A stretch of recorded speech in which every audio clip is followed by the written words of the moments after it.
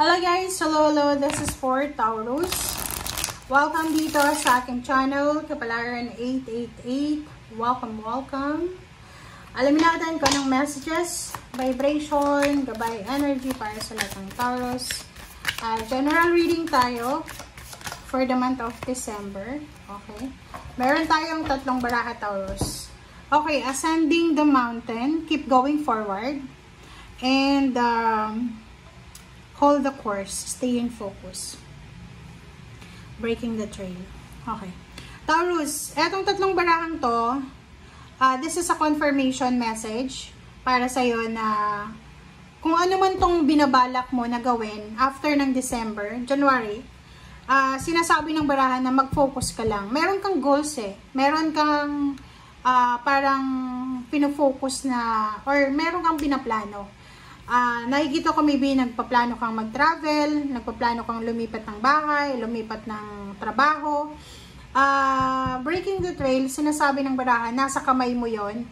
Ikaw yung magdedesisyon, ikaw yung may hawak ng kapalaran mo. So, ang kailangan mo daw lang is focus. Kailangan mo ng sobra-sobrang focus sa kung ano man yan na direksyon na pupuntahan mo. So, like for example, nasa Pilipinas ka, gusto mong pumunta sa mga lugar, sa city, kung saan ka makakahanap ng stable na trabaho, or pwedeng kung nasa Pilipinas ka tapos sawang-sawa ka na sa Pilipinas, pwedeng maghanap ka ng bansa na or company na pwede kang makapagtrabaho sa ibang bansa, or kung nasa ibang bansa ka na rin, maghahanap ka pa ng another country na mas maganda yung opportunity para sa'yo. Alright, so, Taurus.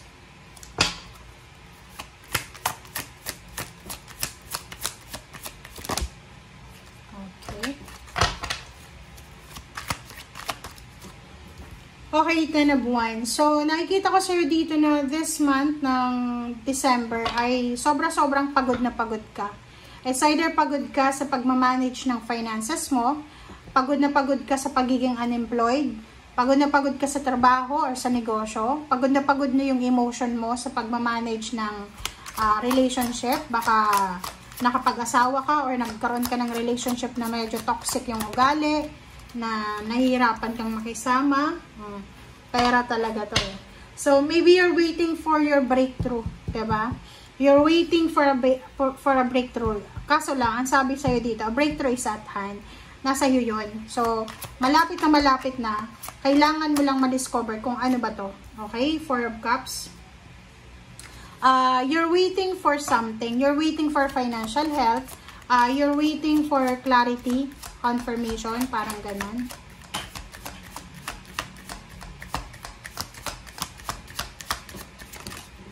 Okay. The Tower. So, nakikita ko sa'yo dito na meron kang mga possible na pagdadaanan. Yun nga, pwedeng may mga breakup, may hiwalayan, merong problema ka na may encounter sa relationship or sa trabaho na pwedeng mag-result sa Tower moment. But, yung Queen of Pentacles and Ten of Cups here, sinasabi ng baraha sa'yo na huwag kang masyadong mag-focus sa kung ano yung wala sa'yo sa ngayon. Kung ano yung naandyan lang, yun yung kailangan mo lang na i-celebrate while you are working sa kung ano yung gusto mo. Like for example, Pasko ngayon, diba? Pasko, New Year. Kahit walang pera tayo, kasi diba, wala naman yan sa pera, wala sa handa yan. Nasa spirit of Christmas yan eh. Magsimba, magpasalamat sa Panginoon kasi andyan ka pa rin, buhay ka pa rin, wala kang sakit, wala kang problema. Ang problema mo lang is pera. So, sabi ng baraha sa'yo dito, ano man ito na wala ka sa ngayon, kailangan mo munang i-let go siya. Kailangan mo munang isantabi siya while you are celebrating. Kasi maraming rason eh. Maraming rason para mag-celebrate ngayong buwan na to. Yung pera na yan, naandyan lang yan. So, wag kang masyadong nakafocus sa kung ano lang, magkano lang yung hawak mo, ganyan, ganito. And, iniisip mo, Pasko, kailangan mo mag-share ng blessings, wala ka.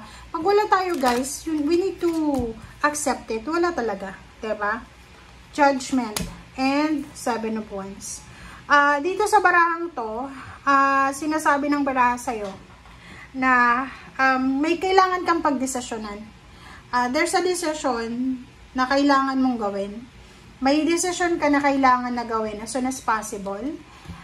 Seven of Wands, may kailangan proteksyonan. It's either you need to protect your money, yourself, your relationship. Kailangan mong proteksyonan kung ano yung mga dapat proteksyonan sa buhay mo. Okay, kailangan mo rin na proteksyonan kung ano yung importante sa ngayon. Okay, wag mong masyadong isipin kung ano yung wala. Paulit-ulit ako, no? Okay, Six of Swords. There's a travel coming. So, ihanda mo yung sarili mo kasi maybe after ng Christmas and New Year, January, ikaw ay magta-travel, lilipat ng trabaho, lilipat ng negosyo, aalis ka. And, okay, Five of Pentacles. So, nakikita ko sir dito na matatapos na yung problema mo sa pera. So, wag kang mag-alala. So, there's a recovery, there's a new beginnings, there's a level up, lalo na sa salapi. So, wag kang masyadong mag-panic, wag kang masyadong mag-alala. Sinasabi ng baraha, there's a transition, transformation, there's an ending para sa financial problems mo na to. Kumbaga, kung ano man tong pinagdadaanan mong financial issues ngayon, sinasabi ng barahan na yan na makaka-recover kasi aalis ka na eh, magle-level up. Like for example, tataas yung sweldo mo, pwede kang mabago yung yung kalakaran ng company na pinagtatrabahuan mo. Relationship din, pwedeng magbago yung trato sa'yo ng mga taong nasa paligid mo. Okay, so Queen of Cups, sinasabi ng baraha, kalmahin mo kung ano yung dapat kalmahin sa sarili mo. Okay, huwag tayong masyadong hard sa sarili natin. Okay?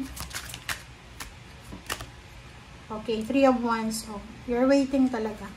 Naghihintay ka. It's either naghihintay ka ng pera, ng tulong, ng bonus ba, 13-month pay. Naghihintay ka ng promotion. Ano ba yung hinihintay mo? Contract signing, or naghihintay ka lang na matapos ang taon na ito para makaalis ka na. Naghihintay ka na makaalis ka na, makalaya sa kung ano man na stagnant na situation. Pwedeng pagod na pagod ka na sa obligation mo as a breadwinner. Pagod na pagod ka na sa pamilya mo, parang gano'n talaga. Pagod na pagod ka na ikaw na lang palagi. And sa relationship, sinasabi ng baraha dito na kung may mga breakup na mangyayari, it's because of third party. Or maybe yung karelasyon mo, ayaw na sa'yo kasi wala kang pera.